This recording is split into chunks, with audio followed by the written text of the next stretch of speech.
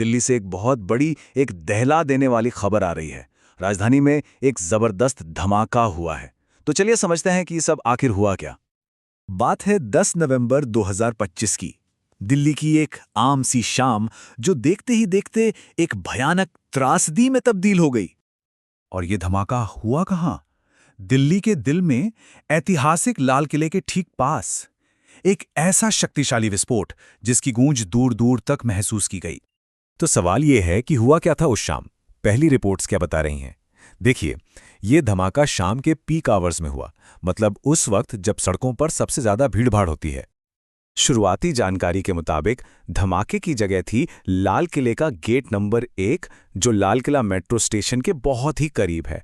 और ये ब्लास्ट हुआ एक कार में जो ट्रैफिक सिग्नल पर रुकी हुई थी। अच्छा, तो अब बात करते हैं कि इस हमले को अंजाम कैसे दिया गया, मतलब इसका तरीका क्या था। इन्वेस्टिगेटर्स किन चीजों पर फोकस कर रहे हैं?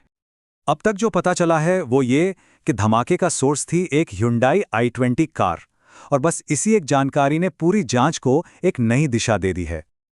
और इसीलिए जांच एजेंसियां इसे VBID अटैक मान रही हैं। VBID, इसका मतलब है vehicle born improvised explosive device. आसान भाषा में कहें तो एक कार बॉम्ब। ये, जैसा कि हम जानते हैं, आतंकी हमलों का एक बहुत कॉमन तरीका रहा है। इतना ही नहीं, एक और बड़ी जानकारी सामने आ रही है। फॉरेंसिक टीम्स इस बात की जांच कर रही हैं कि कहीं इसमें NFO का इस्तेमाल तो नहीं हुआ। NFO मतलब अमोनियम नाइट्रेट फ्यूल ऑयल। ये एक बहुत ही पावरफुल एक्सप्लोजिव मिक्सचर होता है, और अगर सच में इसका इस्तेमाल हुआ है तो सोचिए कि धमाका कितना जबरदस्त रहा होगा। तो इस भयानक हमले का असर क्या हुआ, कितना नुकसान हुआ और फौरन क्या एक्शन लिया गया? चलिए अब इस पर एक नजर डालते हैं। सबसे दुखद बात, इस हमले में अब तक 8 लोगों के मारे जाने की पुष्टि हो चुकी है। ये सिर्फ एक नंबर नहीं है, ये 8 जिंदगियां हैं।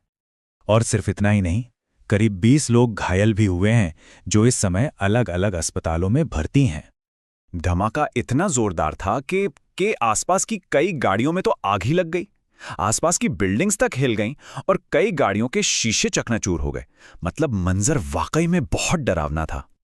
इस पूरी तबाही के बीच एक अच्छी बात यह हुई कि इमरजेंसी सर्विसेज ने बहुत तेजी से काम किया। फायर ब्रिगेड की गाड़ियां फौरन मौके पर पहुंच गईं और आग पर काबू पाया, जिससे नुकसान और ज्यादा नहीं बढ़ा। अब आते हैं जांच के सबसे अहम सवाल पर। क्या ये एक आतंकी साजिश थी? और अगर हां, तो इस सब के पीछे आखिर है कौन? यही वो सवाल है जो इस वक्त हर किसी के जहन में है, और पूरी की पूरी जांच अब इसी एक सवाल का जवाब ढूंढने में लगी है। तो एक्शन क्या क्या हुए हैं?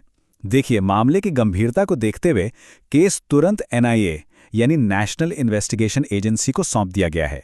दिल्ली पुलिस ने पूरी दिल्ली में सिक्योरिटी अलर्ट जारी कर दिया है, और हां, लाल किले और उसके आसपास के पूरे इलाके को फिलहाल के लिए बंद कर दिया गया है। तो साफ है, जांच एजेंसियां इसे सिर्फ एक धमाका मानकर नहीं चल रही हैं, वो इसे एक पूरी सोची समझी आतंकी साजिश के एंगल से देख रही हैं। शुरुआती जांच में कुछ आतंकी संगठनों का नाम सामने आ रहा है, जैसे जैश-ए-मोहम्मद। इनकी भूमिका की जांच हो रही है।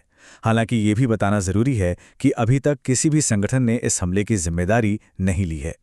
इस घटना पर देश के प्रधानमंत्री नरेंद्र मोदी का भी बयान आया है। उन्होंने साफ कहा है, जो भी दोषी हैं उन्हें बख्शा नहीं जाएगा।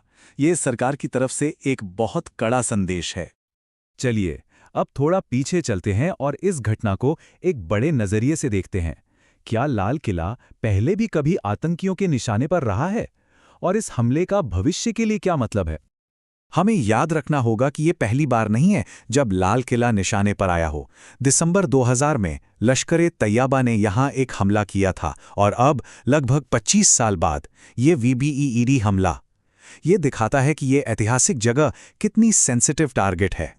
दिल्ली का इतिहास देखें तो इसने पहले भी कई बड़े धमाकों का दर्द झेला है, और हर बार ऐसी किसी घटना के बाद हमारी सिक्योरिटी एजेंसियां अपनी स्ट्रैटेजी को और मजबूत करती आई हैं, कुछ नया सीखती आई हैं।